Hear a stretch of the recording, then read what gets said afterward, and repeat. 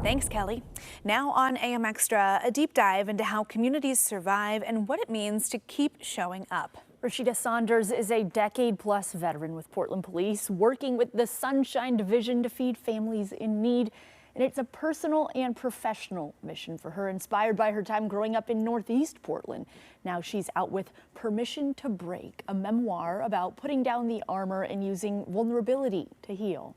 Rashida joins us this morning to talk about her new book and what it offers Portland audiences. We're so excited to have her back on the couch. Good morning. Good morning. Thanks for having me. Thanks for being here. Well, we have talked to you many times before when you've had the PPB uniform on and you've been here talking about your work with the Sunshine Division.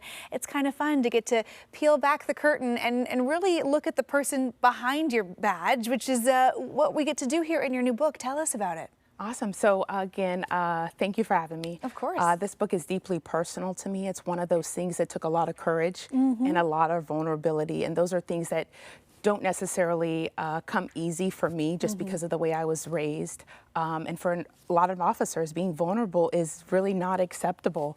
In most cases, we're taught to be strong. We're trained to show up for other people and just kind of push things down and show up in spite of everything going on in the world with a smile. And sometimes it's hard. Sometimes it's really hard. So what made you want to write this book? Of course, that inside look is always difficult, but you are sharing it with a lot of people. Why? So it started with therapy. Therapy is helpful. It's necessary. Yes. Being a police officer, you see some pretty horrific things. Absolutely. Especially in Portland. Portland is a tough city. And so being able to focus on self-care and journal, and then the journaling turned into something that looked like a book, and just being courageous enough to share it. There were so many moments where I'm like, I don't think I want to share this. I'll just keep this for me. But I felt like there's so many of us that are, again, showing up, and we just don't have permission to be vulnerable and discuss those things. And so I'm hoping that this is an opportunity to open the window for some people to have those courageous conversations. Yeah. What was the breaking point for you? Was there a turning point in your career, a point at which you realized, I can't keep going, keeping this all in. I can't keep going without reaching out and finding some other place of support? Absolutely. There is definitely a breaking point, and I discuss it in the book. There's a chapter in Chapter 15 is really tough. I go into some dark places and some dark secrets, and I'm very open and very vulnerable.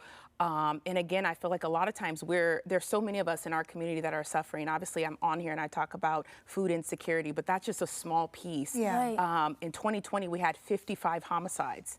That's a 26-year high. And so with that, all of those cases are attached to families, and people are forced to just move on. Yeah. They don't have time to sit and wallow. They have to go to work. They have to take care of their kids. They have to show up for the community. And so every one of those cases are attached to people, and so to be able to pause, give themselves permission to talk about it, to heal, it's important. Yeah. And so I hope that through me trying to show this and role model this behavior, that it gives other people permission to do the same. Yeah, I mean, I'm already interested in reading this just from hearing you explain it, but that's because it is a theme that will resonate far beyond first responders.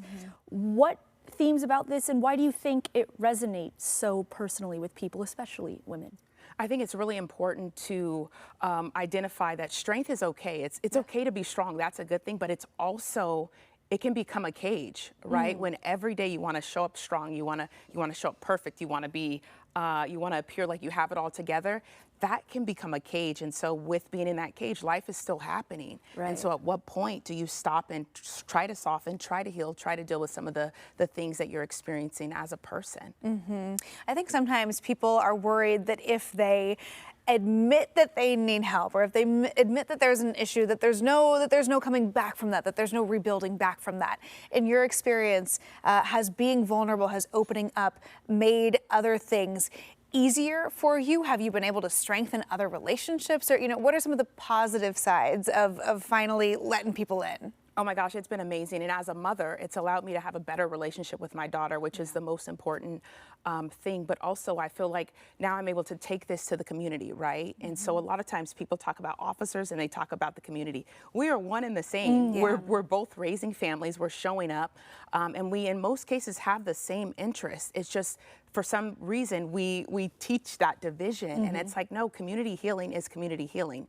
And I hope this book gives officers permission to talk about their feelings. Obviously, we had Chief Day, and he was expressing some emotions in a press conference a few days ago. And again, with that, people have been torn. Some people are like, wow, that's not appropriate, and some people appreciate it. But again, community healing is community healing, and a loss of life is devastating no matter what part of the community you belong to. That impacts people. Right. Yeah. And the fact that as officers, we have to show up, we're working the protest lines, and we're not allowed to express frustration, right? Yeah. Like, that's such a hard position to be in. And most officers worked for 2020, and we haven't had that opportunity to go to therapy, to get counseling, to discuss how it impacted us, and not only just us, but our families as well, right?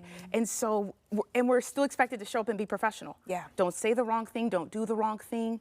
And it's like, well, this is a lot. Yeah. And so at what point, again, do we give ourselves permission to heal, permission to discuss those things, permission to just sit with it and be sad? Right. Yeah. And to recognize, even when you're in these situations where something might not be happening directly to you, Yes. you're still walking into the worst day of somebody's life. You know, all of that, it sticks to you. Right. It's important to look at those areas and realize, like, hey, it's okay to have a moment of humanity and to keep humanity at the heart of so many of these conversations. Well, Officer Saunders, thank you for being here. We really appreciate you being here to talk about your book. And I know we're going to have you back again to talk about the Sunshine Division many, many times, but this is such a wonderful look behind the badge. Thank you for being here to talk about it. Thank you for having me. Yeah. Well, if you want to get a copy of Rashida Saunders' new book, Permission to Break, you can learn more about where you can get yours right now on coin.com.